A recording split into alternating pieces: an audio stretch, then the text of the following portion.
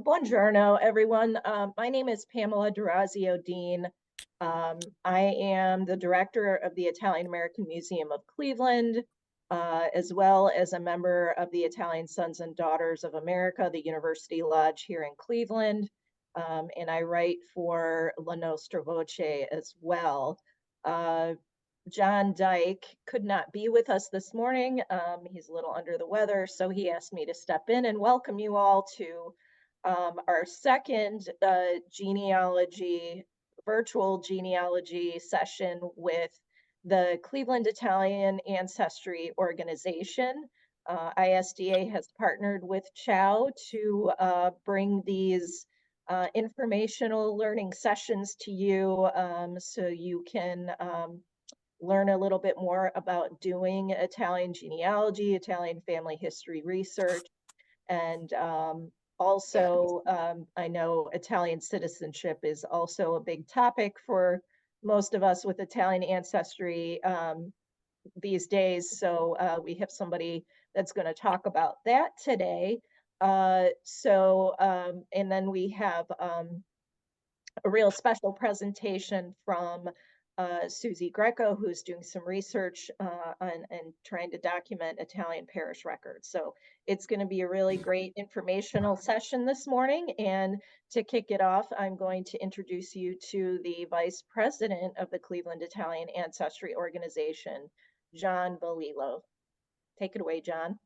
Good morning, everyone. Thanks, Pam.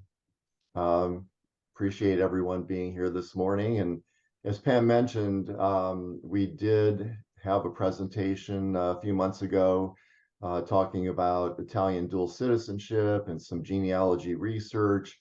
There's been some updated information that I'm going to share and basically go through the advantages of Italian dual citizenship, and also how do you process the application going through the consulates here in the U.S.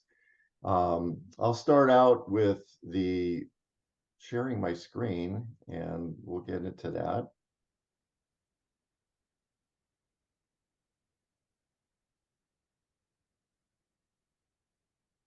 All right, I hope everybody can see the first slide here. Italian dual citizenship is a bit different than gaining citizenship as a U.S. Citizen.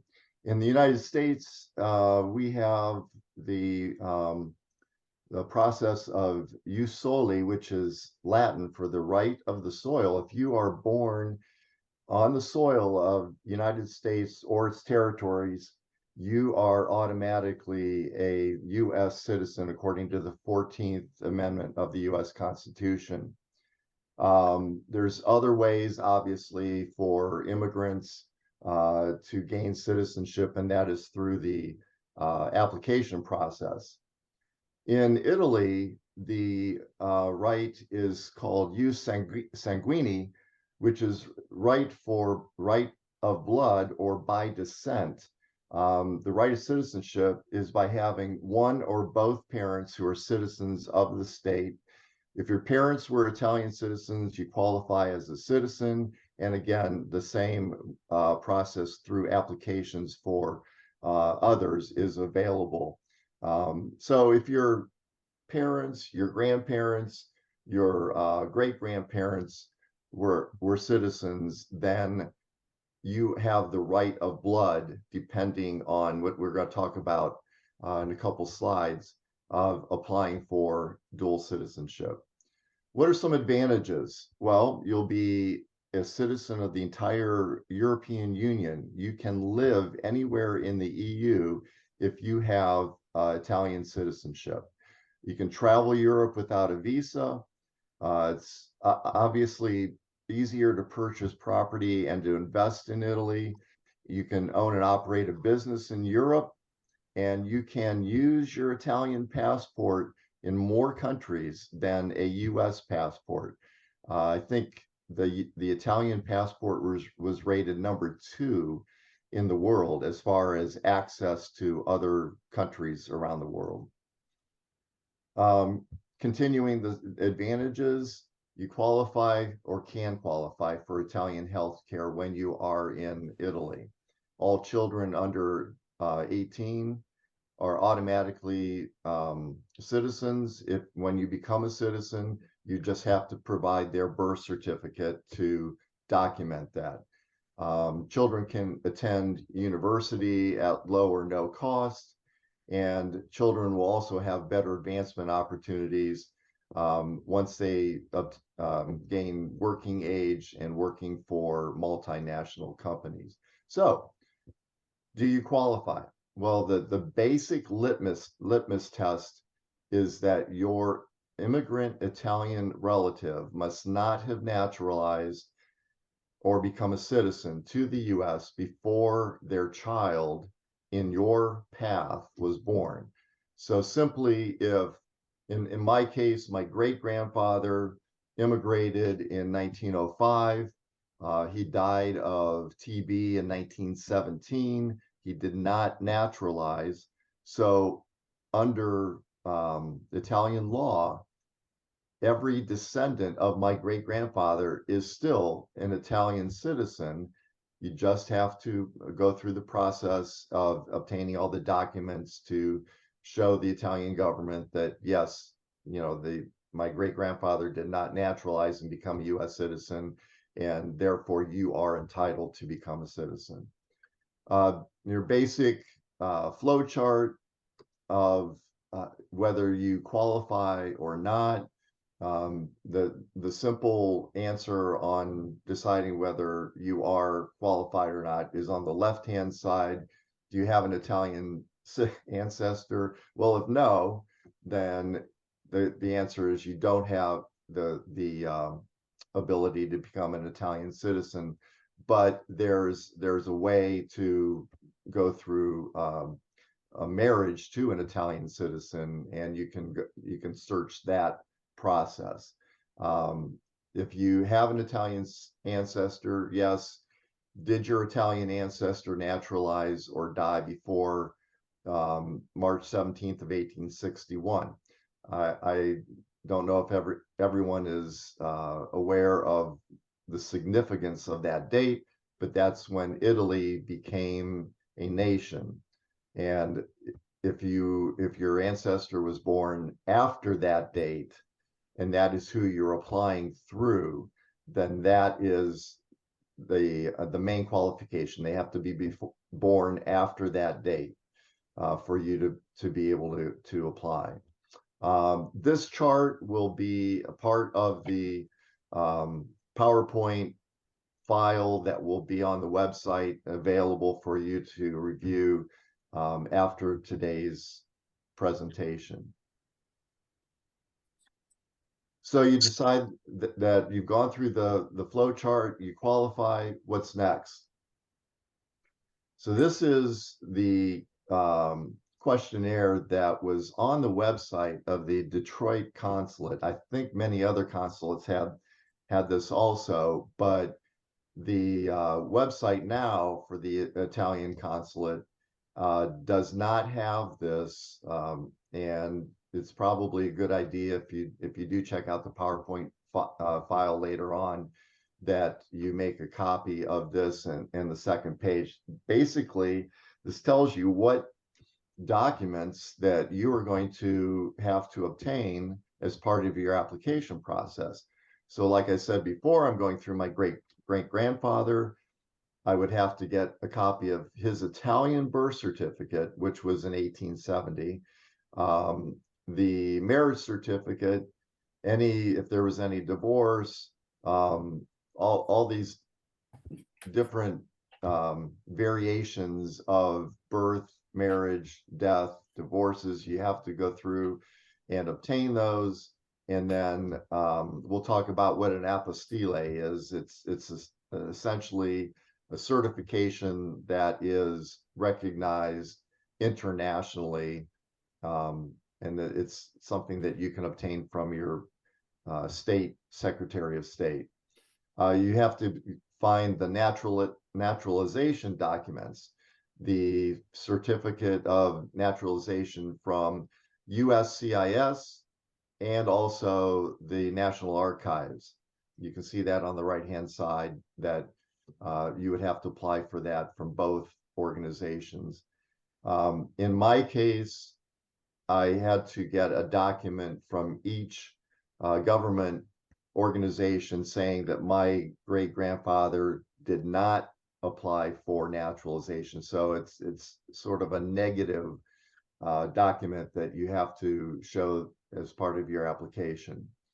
And again, each descendant would have to find this basically the same documents as the immigrant ancestor, parents' documents, and then down to you, who would be the applicant. So it talks about at the bottom here, Form 1, Form 2, Form 3, and 4. These are the application documents that you have to fill out, complete all your personal information, and then provide those documents for each person. This would be form, can't see the top, but it's part of the form, application form. This is Form 3, documenting Giovanni, his date of birth, and you'll notice that the day is before the month. This is how the Italians write down dates. So you have to make sure that you follow their format when you're providing your application. So I said I had to get my great-grandfather's birth certificate. This is what the current Italian government provides as the format for his birth certificate. I have one for both my great-grandfather and my great-grandmother, and also their marriage certificate. So you can see that it's stamped at the bottom, it is certified, and this is something that has to be done when you order those types of documents. And I did have to hire someone to do this for me. So there are plenty of service providers in Italy that are available to obtain those documents for you.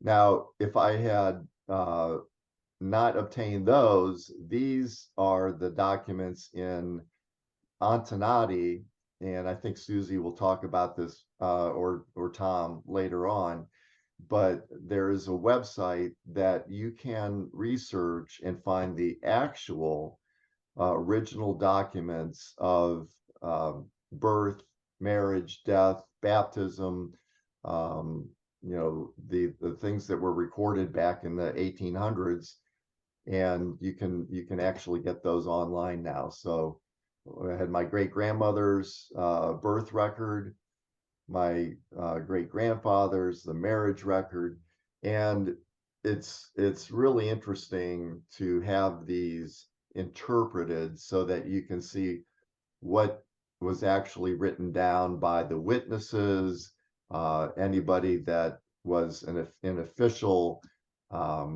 capacity that had to sign these documents. It's really interesting to get those interpreted as part of your family history research. So we talked about an apostille. This is an example of what I obtained from the Secretary of State in Ohio.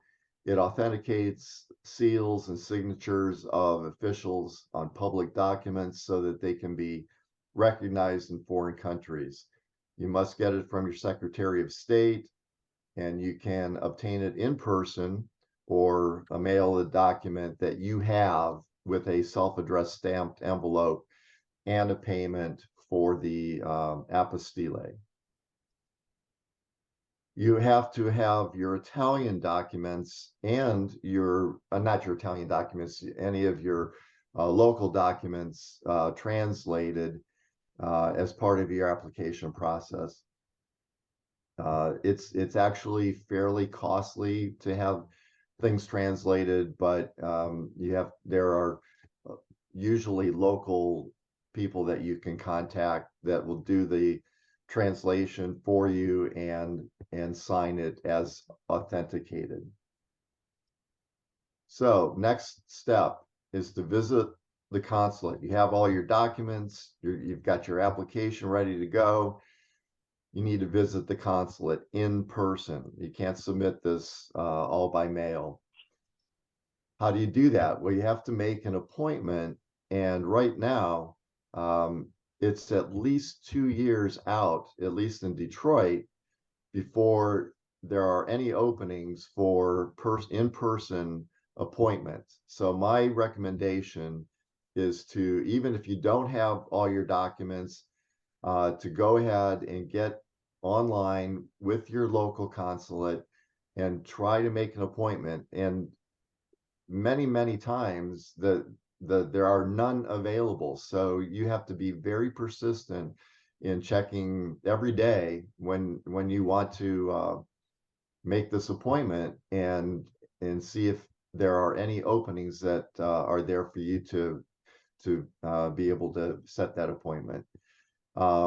There's also a page for checking your eligibility on each of the consulate websites. So like I said, with the checklist that I had earlier, that's something that didn't show up now in the Detroit website. They do have a web page that explains all of that, but for me, it was a lot simpler to just to go through that checklist and make sure I had everything available.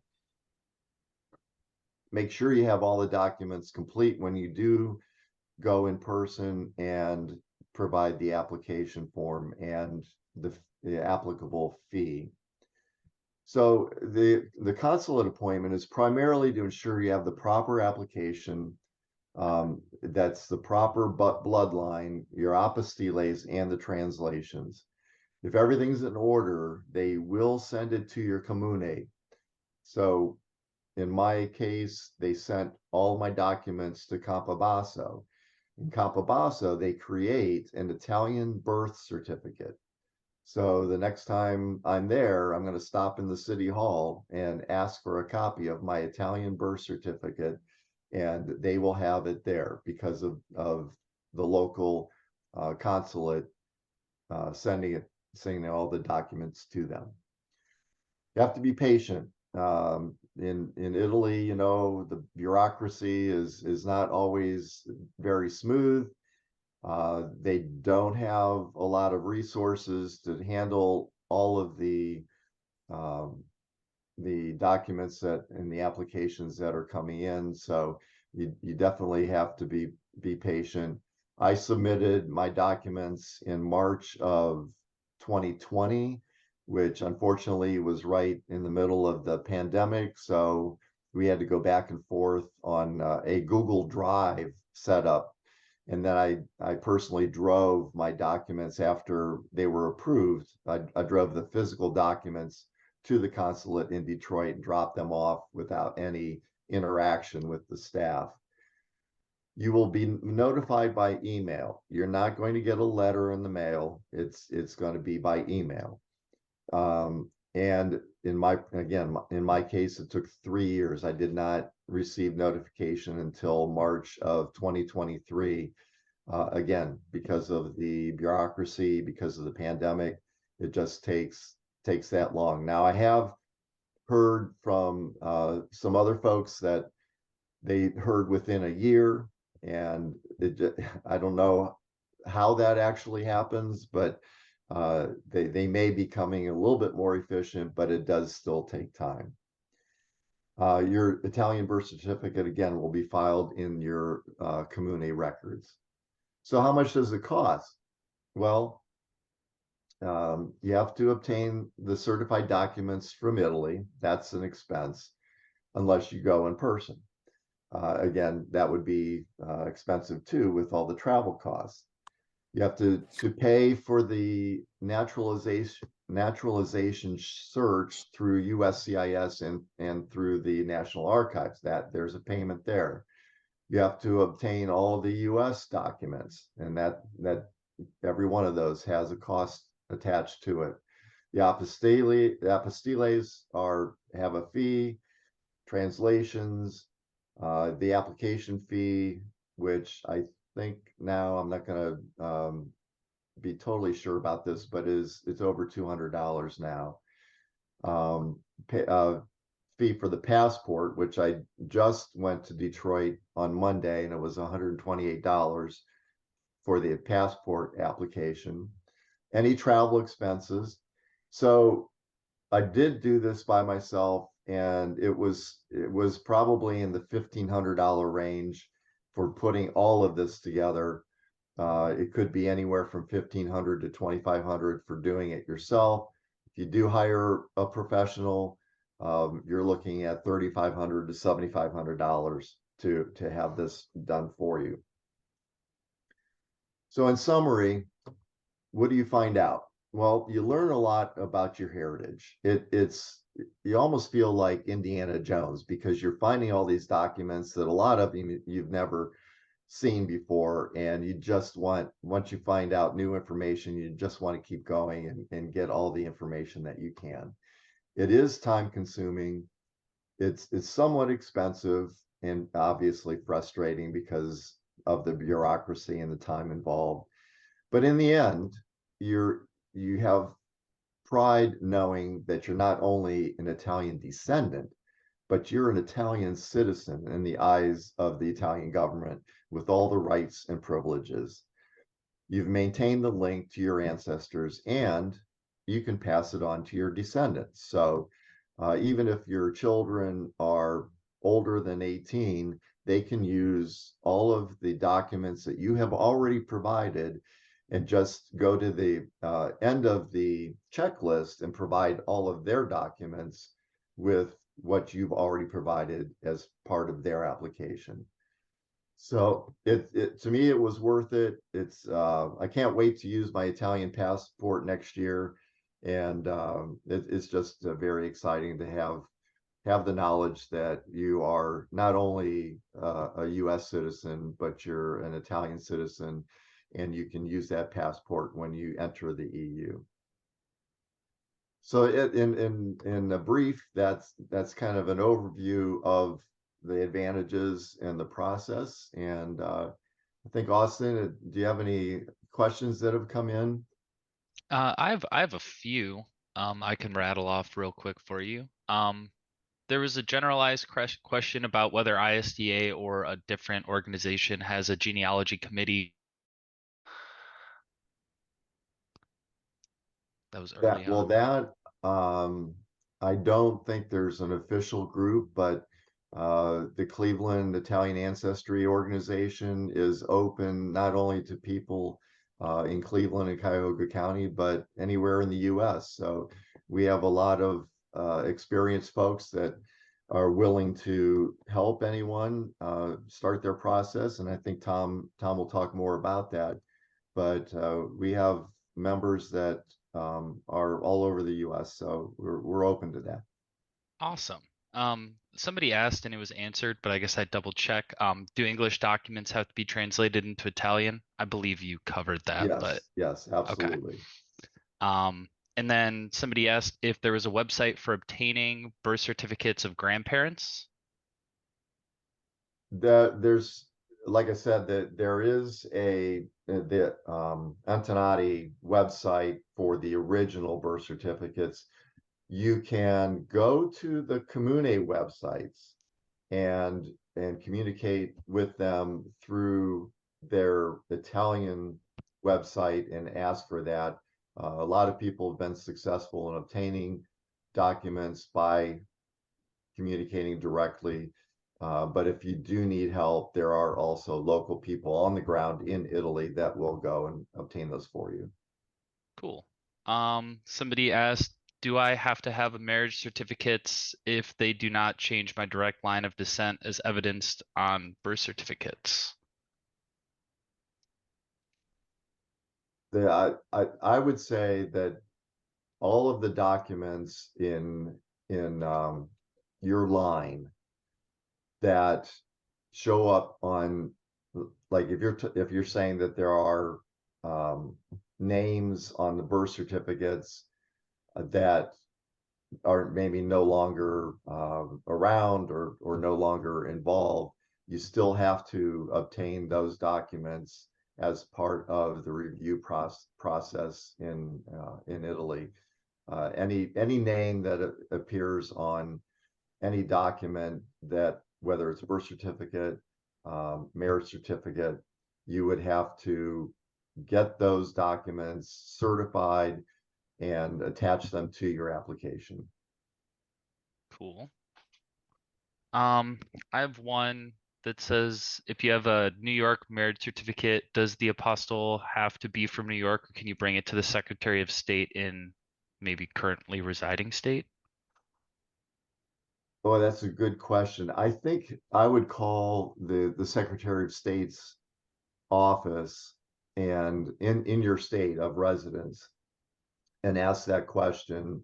I think you could, as long as it is an official apostille. It doesn't matter which state it would be from.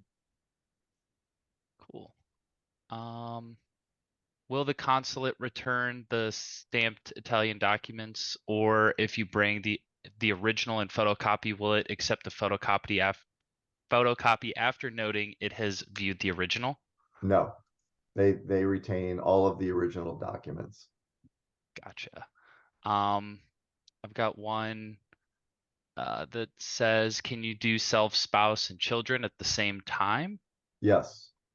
Now, for the Okay. spouse, if the spouse is applying separately, then they would have to obtain all of the same documents as you. There is a rule now that if it's a non-Italian spouse, then they would have to pass a language test. And again, that would be something that you would have to research on how to obtain that, but you have to be certified in the Italian language if you're a non-Italian spouse. Gotcha. Can you obtain citizenship through your mother's or father's side? Yes. Okay. I've got a couple more in the chat. I'm just running through them right now.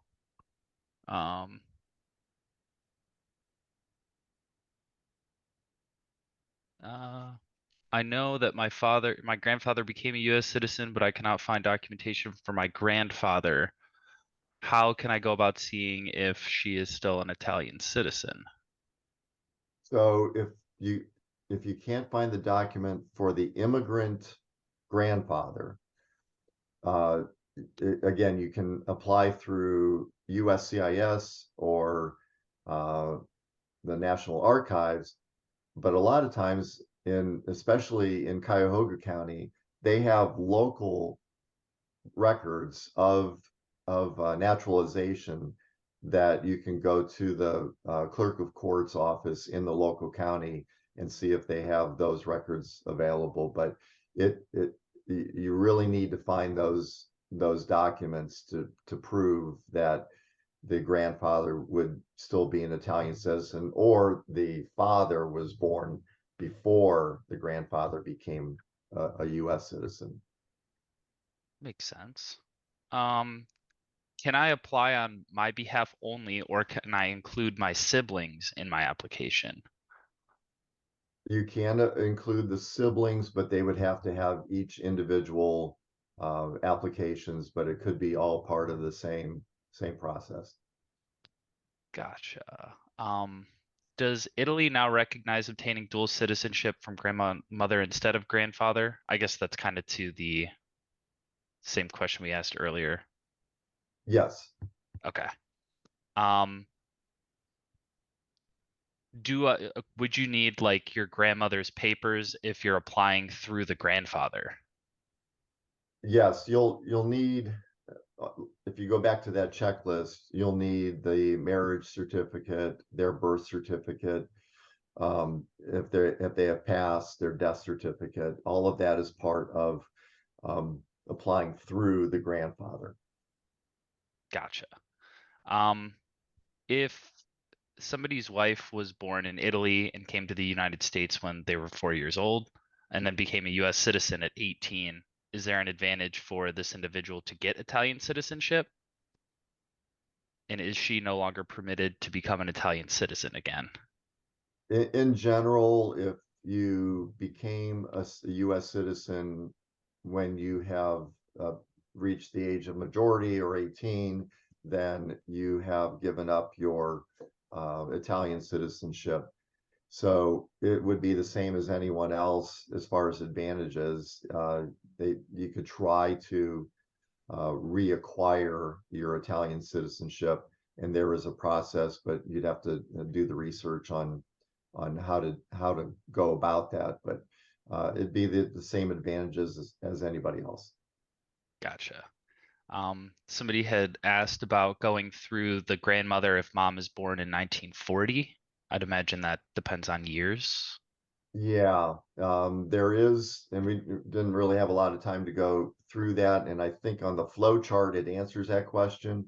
But there is a law in 1948 when the Italian government became a democratic government instead of a monarchy after World War II, that they recognized the full rights of women in 1948. And so therefore it opened up applying for citizenship through a woman that was born before 1948. Okay.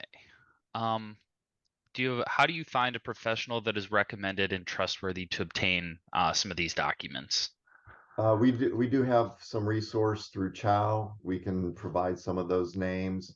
And there are also websites. If you're on Facebook, I highly recommend the webpage Dual US Citizenship. They have files, resources, Q&As, and about anything that you would need to start your quest is on that Facebook page. So I would highly recommend searching for that and joining. Um, do you get the original documents back that you submit? No, you would have to order more than one copy if you want to keep one for your records. They do keep the originals. Okay. Um, somebody's grandfather was an orphan and they were able to track down a digital copy of his birth certificate through Naples. Did they have to have the original copy? I would imagine that's a yes, right? Yes, that similar to what I showed on my great grandfather, even though he was born in 1870, their clerk of courts in Naples would be able to provide a template of their birth certificate, certify it, and then provide that to you, which would be accepted as part of the application. Awesome. I'm hoping I'm not doubling down on questions. So I'm just gonna keep rolling through here. Can you get an appointment at any consulate if your nearby one is hard to get in? No, it does have to be the consulate for where you are living. Gotcha.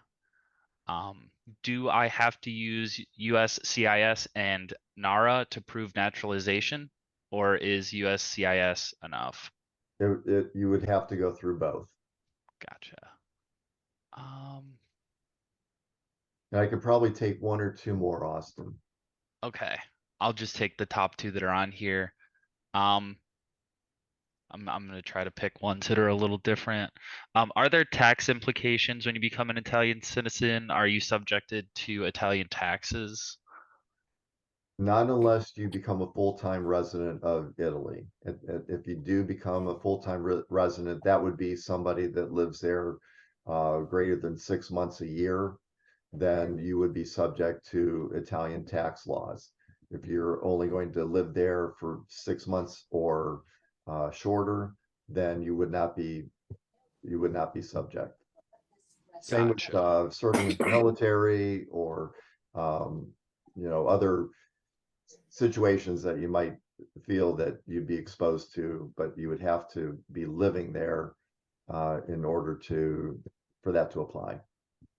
Gotcha. And then I'll give you your last question here, because it's a little different, but it's a little niche. If your grandparents were never married, how could you prove the line of descent via birth certificates alone?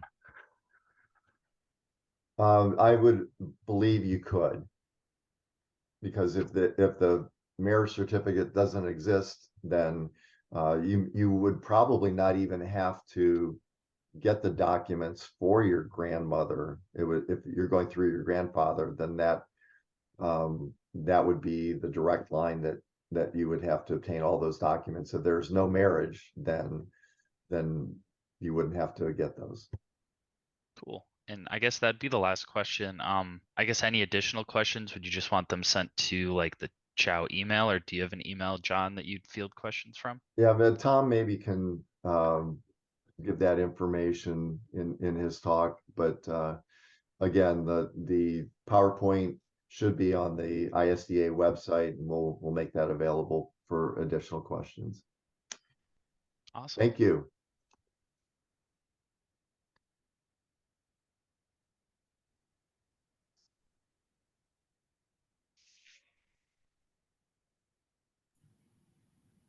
Okay, I guess I'll take it from there. I am Tom Cirincione, the president of CHOW. I was going to try to share my screen, but let's see if we can pull this off here.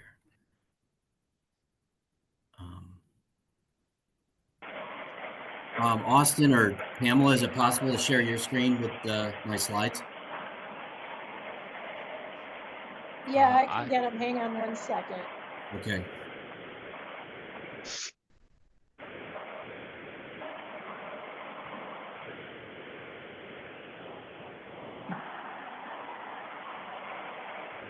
I can't seem to mute Chad. Chad's iPhone, if you could mute.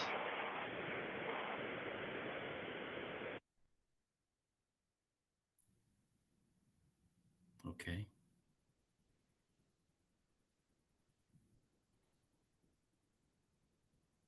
I'm opening them. Okay. All right, so let me share my screen.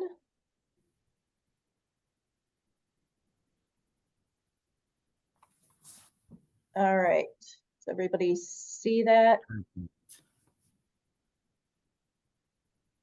Oh, I'm gonna assume we can. Yeah, my section will be fairly brief, but again, I'm Tom Cirincione, the president of CHOW, which is the Cleveland Italian Ancestry Organization. Want to thank ISDA once again for hosting this call and for really our evolving partnership that's really taken place over the past year. So we're really grateful for all the help from ISDA, and look forward to future years of a great partnership.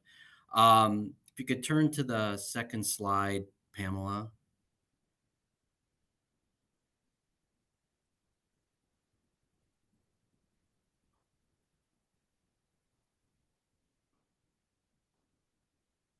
Pamela, can you hear me?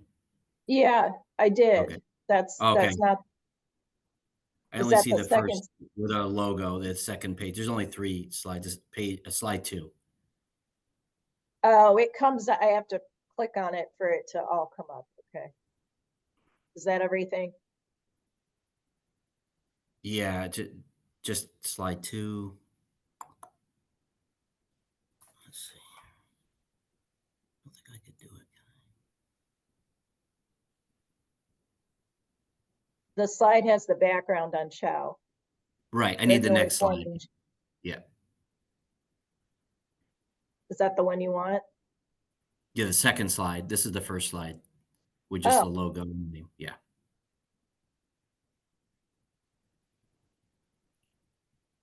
types of records. Is that what you want? No, the one before that, this just talks about Chow. There's I had that on there. I don't know what happened. could people, I don't know what people can see. Yeah, there we go. There we go. I could see it. Okay, so a little bit brief history about our group. Again, we started back in 2008. We started as a group called Point, which is pursuing our Italian names together, the Cleveland chapter. That was actually a national organization for Italian genealogy. We realized there were a lot of Italian groups in Cleveland, but really none specifically dedicated to Italian genealogy. So Stacy Murray and myself started the Point Cleveland chapter.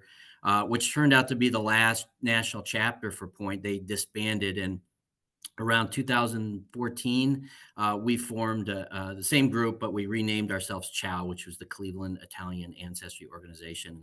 Many of you know CIAO means hi or bye in Italian. So our group meets typically every alternating months on Saturday mornings. We don't have a permanent location, but generally speaking, most of the time we meet in the Independence, Ohio Public Library.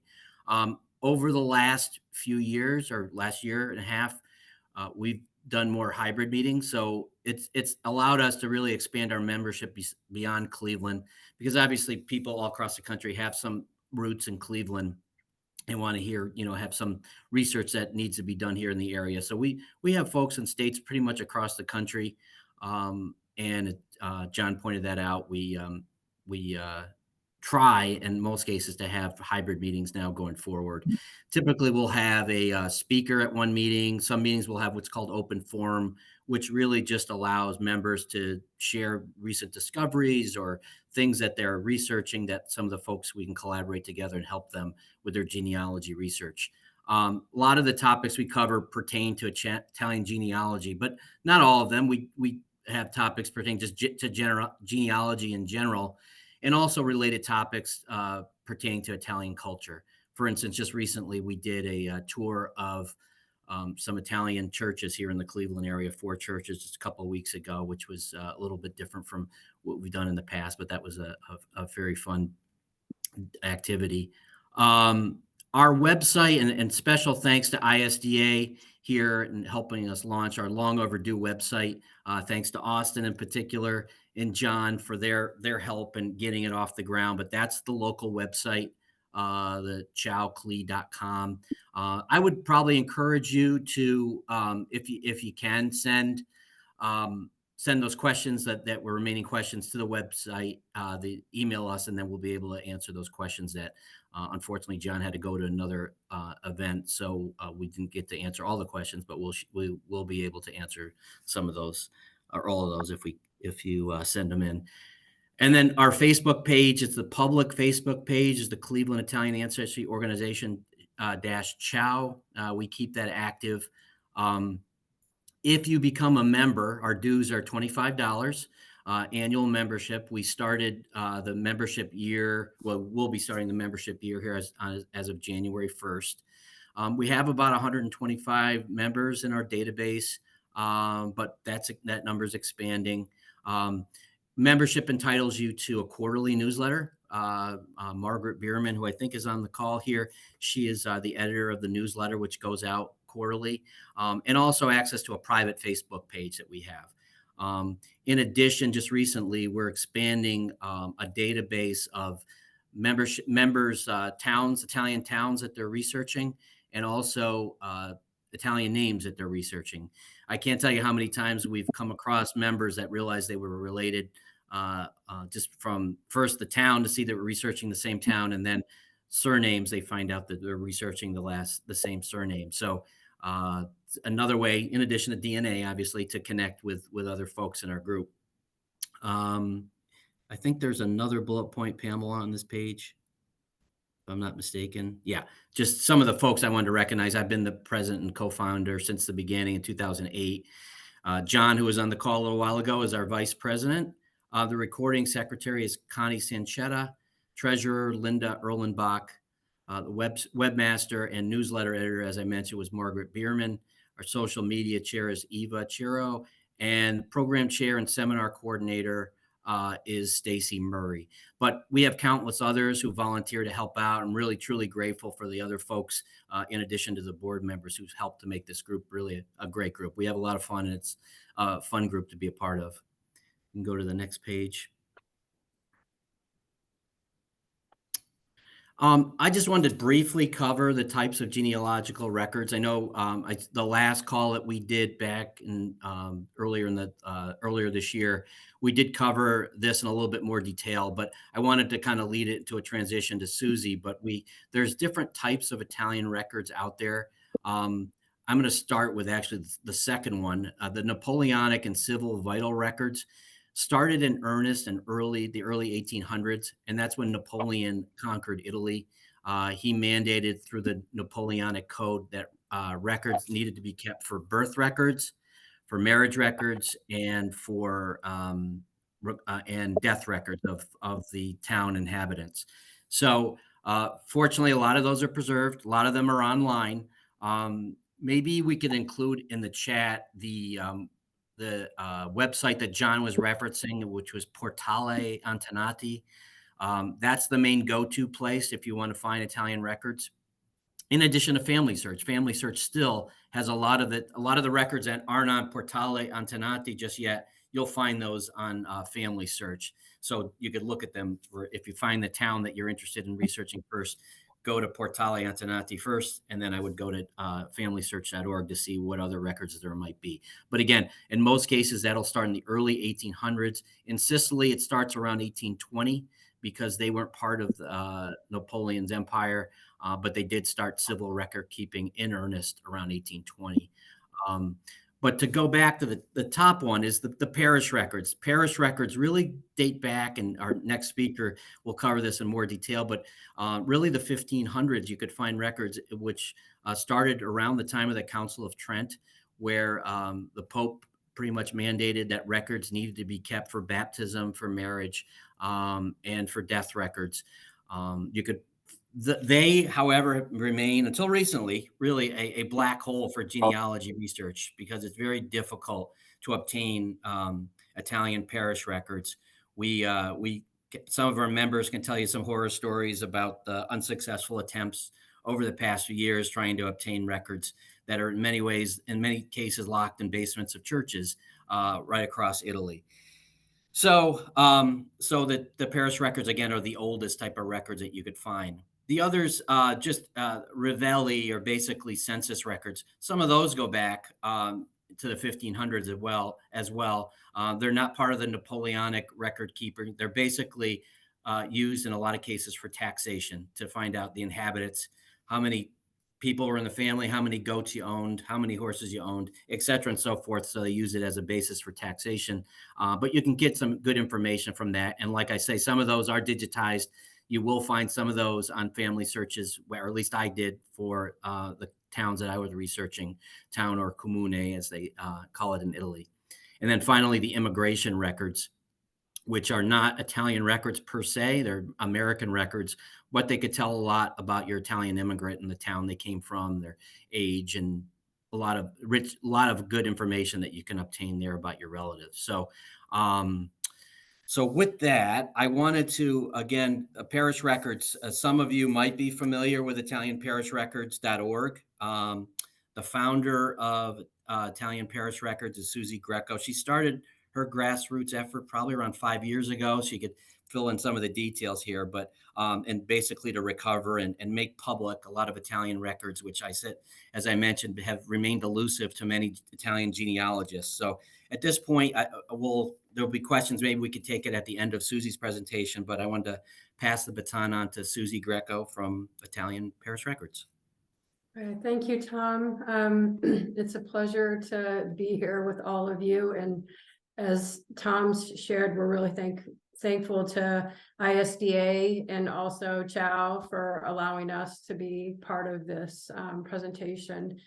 And we're thrilled. Also, I'm going to just special thanks to all of the Italian Parish Record followers that are here today. And also my daughter, Laura, who is in the audience, who is seeking dual citizenship. So I'm really grateful she got to be here. So here is our actual website, www.italianparishrecords.org. And I can't. Okay, how come it won't work? Hold on. Sorry, technical difficulties. Okay, here we go. A little bit of the offerings that we have. First of all, I'm Suzie Greco. I am the founder and director. I started this about 5 years ago with Peter Barbella. We both had indexed all of the civil records in our town, and we wanted the parish records. We hired archivists to go digitize those and found the records were in really bad condition. And I will show you some of those. And we saw a need, and we couldn't figure out why no one was preserving the history of Italy and all of its people and all these records. It was amazing that nothing was happening.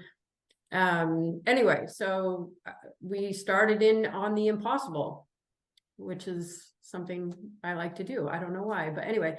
Okay, so here's our website. We offer a biannual journal, which goes out in January and July, and you can sign up for this for free on our website under membership. And we don't inundate your box email with anything else other than journals twice a year. And these are filled with different articles and our updates to our archives. More importantly, is follow us on our Facebook page. That's where we put additions to our archives, whether they be digitized parish records or indexing for civil or parish records. That immediately gets put up on our Facebook page.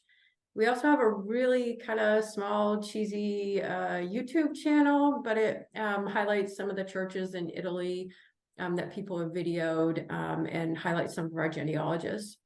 So most importantly, our model, it's different than family search and ancestry. So ancestry obviously is a paywall facility where you're going to have to pay to use their services.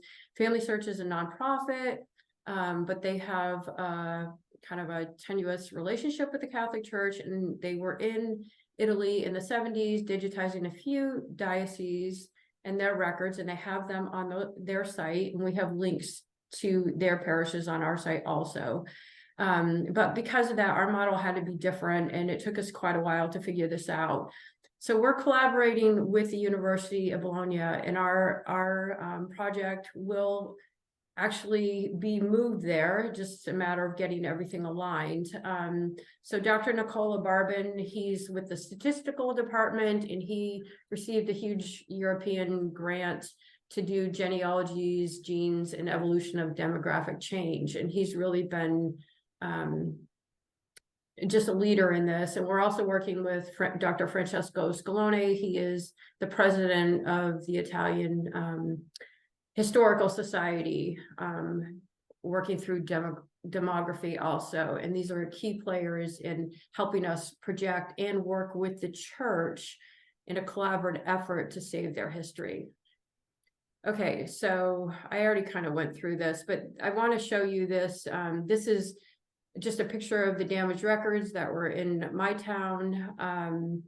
And you'll see more of these. This just shows you these are fragile documents. They're old. They're usually not stored in good conditions, but I'll go over that, some of that in a minute. So in 2022, last year in November, I actually was able to meet with the Pope and advocate for a policy change regarding the preservation of these records, because the policy has been that they have not been accessible, and they were not allowed to preserve them. And so this is really important. And little did I know before meeting with the Pope that he had actually been doing genealogy with his brother in Italy, which is really cool. So he does advocate for this, but it's not just the Pope that we have to make headways with. There's a lot of ecclesiastical leaders that have their hands in this pot to make the change happen, and we're getting close to opening the door, but we'll go through some of that also.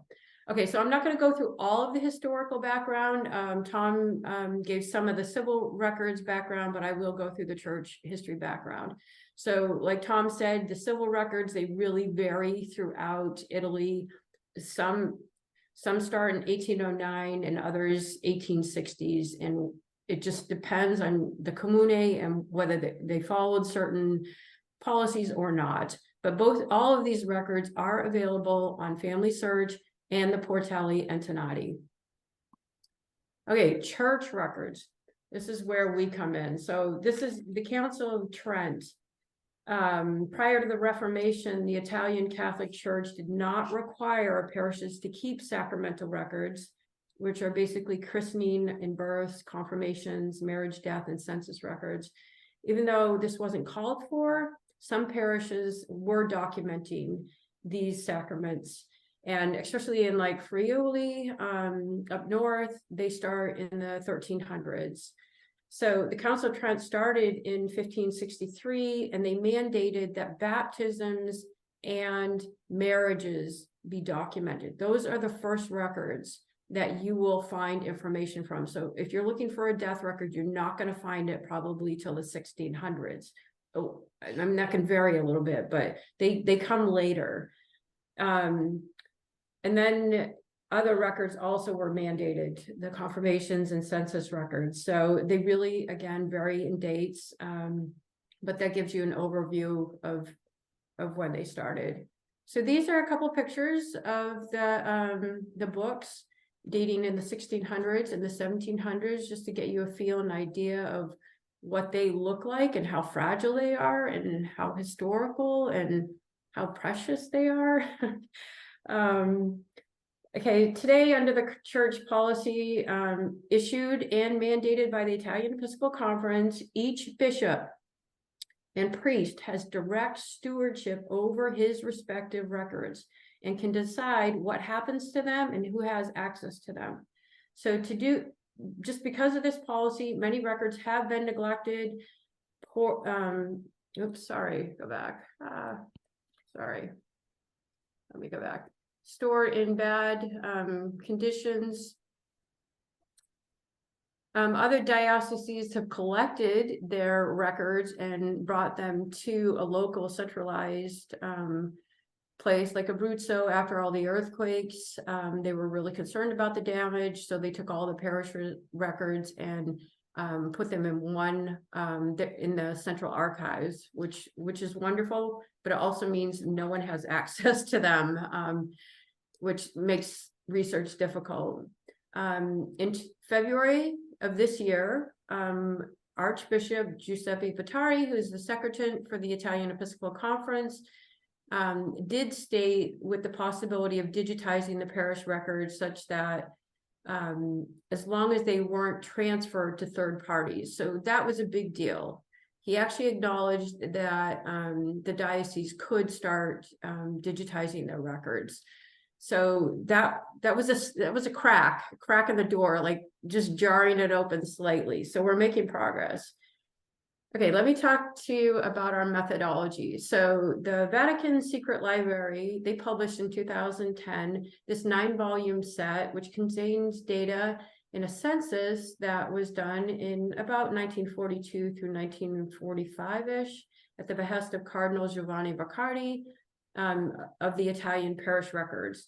So basically what this is, it gives you an accounting of what records a parish might hold. So, for example, but before I start the example, let me tell you this. In theory, there are 2 copies of all parish records if they were not destroyed in the war or natural disasters. So one copy is held at the parish. And this is where we've had the most success, and people can go in, ask the priest, can I photo the parish records? And he says yay or nay. They use their phone and they digitize the records, literally with their phones, because technology is so great nowadays. And there is another copy that is held in the diocesan archives. And there's a great article in our July journal was written by Stephen Ehat. He's an attorney, he knows canon law, and he talks about, even though you might have one set of parish records, like he had digitized the records in his parish, the diocesan records were slightly different. So there can be discrepancies because scribes make mistakes or they document things a little differently. So if you are in a complex situation and you can't figure something out, you might need to access both sets of records, and I would refer you to our journal to see that or read through that information. But going back to the census books, and this information we can provide anyone with if it was documented in these books. So for my town, the Santa Maria Assunta Parish, in the books, it is documented in May 1943. They said they had 15 books on baptism, 2 books for confirmations, etc. And here we can see that the dates varied slightly. The biggest loss was in the death records due to the damage over 60 years. of these records were not there. They were completely destroyed. But this, if you have a parish that you want information about, this is on our website, on the tab that's called methodology, and you can email me. We're not allowed, because of copyrights, to actually put all the information online, but we have it digitized so that I can send you a copy of any parish if it was included in this book. Okay, so here's a couple more pictures. Just want you to see they can be difficult to read. They're all in Latin, and we'll go over that in a minute. And this is water damage due to poor storage. Okay, the structure of our site. We have structure. I'll take you to our site in just a second. It's by geographical location, region, province, comune, Frosinone. We have digitized parish records, which are the actual images for some parishes, not a whole lot. We also have links to Family Searches collection and some on GNet. We have indexed civil records in spreadsheets, indexed parish records, and also indexed military records. Okay, so just to make this clear, these records, if you are not familiar with people in the town, it can pose a little bit of a barrier. They are in Latin. If you have a friend that knows how to read these, grab their hand and have them help you. Because it does take a little bit of a curve to learn. Okay, so our volunteers, I just want to mention this, our model is a little bit differently just due to technology and lack of funding, but also we want to highlight why we do this in a different model. Our indexers, they do it by town, comune, such that researchers, academics, and privates can use these in a different way, and they can search in a different way. And once our indexers, they donate the indexing to us through a spreadsheet, we upload it onto our site. We then give the owner access, editorial access, so they can go back in anytime and make changes, which happens so frequently, which you could not do if you were indexing on the Portale Antenati or through Family Search. You're not allowed to go back and make any changes, even if you know you've been entering a name in incorrectly. We also highlight their name, that they were the indexers, so that you can contact them if you have people in this town and they've had their heads in this for 4 or 5 years. They kind of know the records, they know the people, and they can probably assist you. So this is a good way to collaborate, connect people in individual research. Okay, so I'm going to take you to our website and just show you. This is the ideal. We don't have this for a lot of towns, but I just want to show you. So this is a town on our website. This is my town, or one of my towns. I have many towns, but you get it. So Francesco Filone, who works he's one of our volunteers. He's an amazing gentleman. He actually lives in Argentina. He's from Italy, but he goes there a couple times a year, and people hire him to digitize their records. I highly recommend him to you if you're looking to do something like this. He took a couple of videos of the church and in town, which was a thrill to me. And right below that, we have all the drives that have the records. So just quickly, I'm going to show you this. If you clicked on it, it would take you to a Google Drive where you will then have access. Sorry, internet slow. Okay, so here you go. You would have access to all of the images in this book. Let me go back. Okay, so below that is indexing for all of the civil records that were available online, and these are in spreadsheets, and also for the parish records. So if you can't read them, you can go to my indexing, and you would click on the spreadsheet, and voila, you can do Control F and then just do a search by whatever name you want to do. Anyway, so that just gives you a quick overview of, quick overview of our offerings. And let me just show you our home. So this is our home page. We'll move over. just gives you some introductory information, who we're collaborating with, etc. You can search by region here, our methodology. So once again, the books are here. Recording in progress. Oops. So if you know the region that your parish is in, you can click on that. There's a guide. And then you can send a request of the page that you want, and I will send you that information. Okay, let's go back to this slide. Okay, I just want to show you what this did to my family line. So when I had the civil records, it went out a couple generations. Once I got a hold of the parish records, this goes out a couple more generations. I just couldn't fit it on this slide, but it extends your genealogical lines out considerably. And so isn't this cool? Like, doesn't this make you happy and excited? And you're like, yeah, I want those parish records. Anyway, so that's kind of that part of it.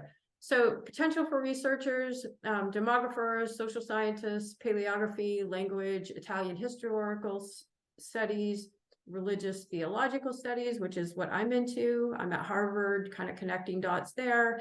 And of course, the genealogy aspect. Some of the challenges that we're facing is, and this is kind of important, if Suzie Greco dies today or tomorrow, I land in that grave and I become a death record, we go under, which is not a good position to be under. Call Laura or Elena, my other daughters, that resurrect it. We really are looking to transition our platform to enable stability and perpetuity. And we're trying to do that with the University of Bologna. And that's really, really important to open the doors with the church also. We have had limited funding. I have provided all of that funding up to this point, and also private individual donations. And that's really hampered our ability to expand the technology and do what we need to. Also, another barrier is we have large databases, I'm saying this we have small databases, but we cannot make those available for searching, etc., because we don't have the technology to protect them, and we don't want other genealogical companies scooping those up and selling them, because that's how they make their money. So right now, those databases are held under legal agreements with the University of Bologna. So those are some of the challenges that we're facing right now in making this, because we really want all of our information to be free and accessible to researchers at your level, and also at the scholastic academic level.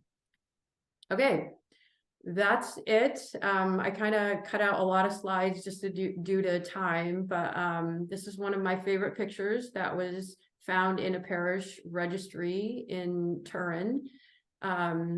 Anyway, grazie. Thank you for your time. And I'm not sure. I think we're going to take a few questions. And also, sorry, I should have said this at the front. Thank you, Austin.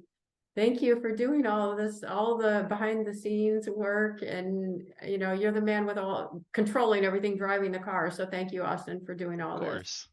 Thanks. You've gotten a lot of praise in the chat too. Wonderful work with the website you've been working on. Tom, are you the one answering questions? Do you mind reading some of them? Probably most of them are going to pertain to Suzie, but I wanted to make one quick announcement. I forgot to mention in my presentation. If any of you are from the Columbus area, Columbus is actually starting an Italian genealogy group, and it's getting off the ground now. So if you're interested in finding more information, again, it's just getting off the ground, but just shoot us an email, and I could provide you with the contact information of the person to contact there about this group. So hopefully Cleveland will be working with Columbus a little bit during the course of the year. So we'll be able to maybe do some joint presentations together. So I just wanted to add that, but go ahead, Austin. Sorry.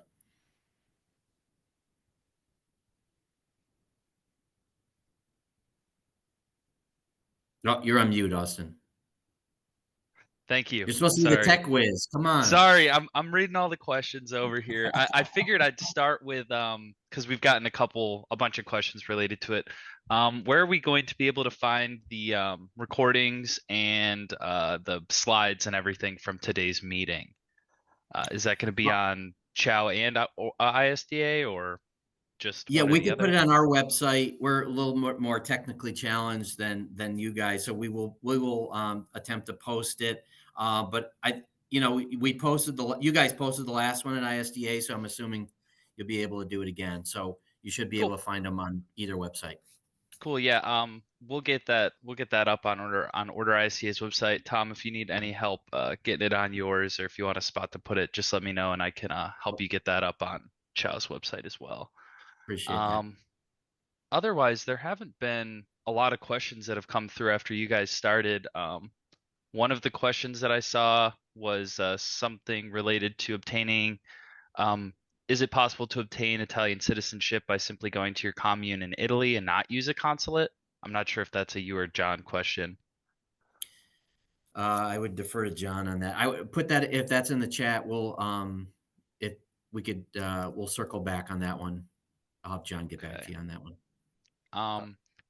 Somebody had asked the names of the 4 Italian churches in Cleveland that were toured recently. Yeah, we started out, this was 2 weeks ago today. We started out at Our Lady of Mount Carmel Church on the near west side, and then St. Rocco's Church, also on the near west side. We went to Holy Redeemer Church in Collinwood, and then we wrapped up. We had a little lunch, and then we went to Holy Rosary Church in Little Italy. Awesome. And we'll be posting a little review of that if you're want to check out our if you get our next newsletter, and if you're on our email list, we'll have it in the minutes from the last meeting. Cool. Tom, if I can say something. Sorry. Yeah, you can jump in and then I'll go through the chat. Okay, sorry. Yeah, I'm Frank. I'm in Sicily at this moment, and yes, you can go through the comune. It's complicated. I used a law firm in Bari, and I think it was their issue that they were having some confusion. But if you can get through the red tape, which you can definitely go through the comune. I put together residency a year ago in a town of my cousin. I had to work it out with the city, with her, pay her some money, pay the city some money for sewage, whatever it was. But it can be done. It can be done. Cool. Thanks, Frank. Appreciate it. You're Somebody asked, is the Italian Parish Records a non-profit and they would like to donate and request a matching gift from their employer? That'd be more for Suzie. Yeah, Yes, we are a nonprofit, and we need donations, and I will put that in the chat. Hold on. Awesome. Yeah, that's definitely want to be contributing to this organization. For sure.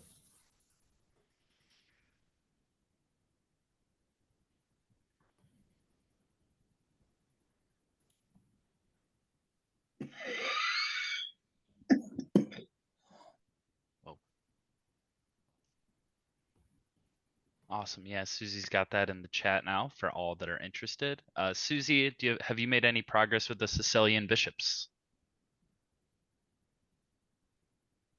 So Sicily is actually opening up, which is really interesting. So Trapani just announced a couple months ago, or like a month ago or whatever, and I'm saying Trapani wrong. Someone needs to correct me. Trapani. Thank you. Sorry. Thank you. Trapani. They have actually started a digitizing project there where you can go there and now have access to a number of them.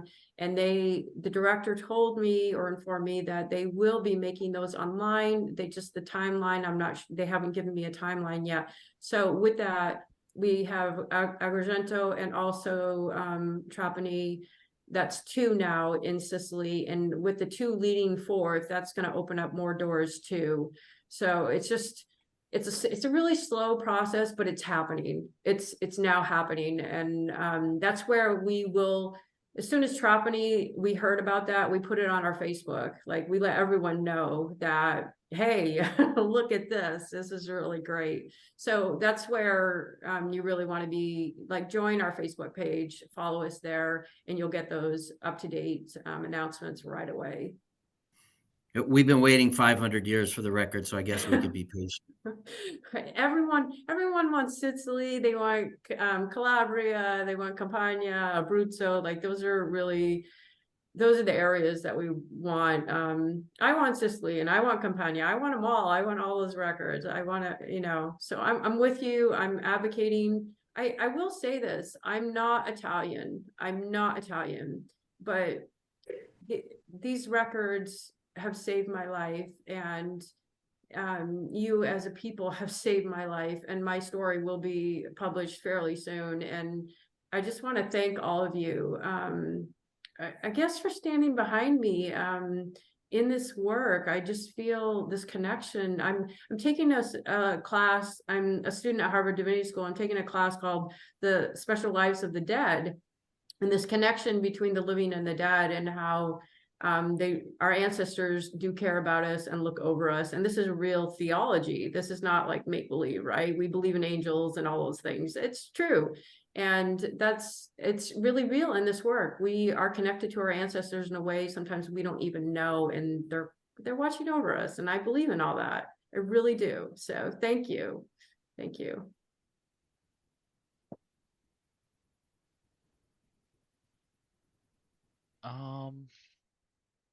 I just see a couple of different questions around like what Italian Parish Records has obtained, like areas of southern Italy, different areas like that. I'd imagine you guys are all over though, right? We are all over. There's some areas that are very weak, but the majority of the areas people are looking for, we do have something. That's where you really just need to go to our website. If you go to our website and you don't know like what town or whatever or how to use it, there's in the right hand corner of our website, there's a little not an hourglass, but a little icon that you can click on, and you can search for anything, and it will pull up, if you're, say, your town, put in your town name, and then it will show you if we actually have any information on it or not, and that will come up and take you right to it. So it really does vary, but the majority of our information is Sicily, Cosenza, Calabria. Those are hotspots. Campania, Piemonte. Anyway, that's kind of. Anyway, go check out our website. The analytics for our website are really cool. Like, I had no idea that people, like, before I started this, they're from all over the world. Australia, India. I had a priest contact me from India trying to do research. They're everywhere. I mean, it's just mind-boggling. So we're not just located in Detroit. Italians are worldwide. There's 80 million Italians or people with connections to Italy all over the world. So it's really amazing. So. Awesome. Well, I'd say that looks like most of the, if not anything. I guess for you, Suzie, can anybody volunteer to help? Got one more in there. Absolutely, we're an all volunteer organization. Yes, we need help in all kinds of ways. If you would like to index the town, absolutely, we'll get you started. If you're a fundraiser, we'll take you. If you are, I don't know, you have technology, AI or whatever, you got a background, you feel like you could help us in some way as we work with academics, we'll try to, do that. Yeah, we take all volunteers. All right. Well, that's all the questions in the comments. I don't know who wants to wrap it up, Tom or Suzie. You guys can take it away. Well, I don't know. Is Pamela there? Pamela? She dropped off to head over to the museum. All right. Well, no, I really didn't have anything else. I wanted to thank Suzie for presenting here for this presentation, and again, Austin and ISDA for hosting it. So if there's any questions, we'll have all the information there for you. eventually on both of the websites. And if there's any other questions, just feel free to send us an email and we'll be happy to get back to you. Thanks again.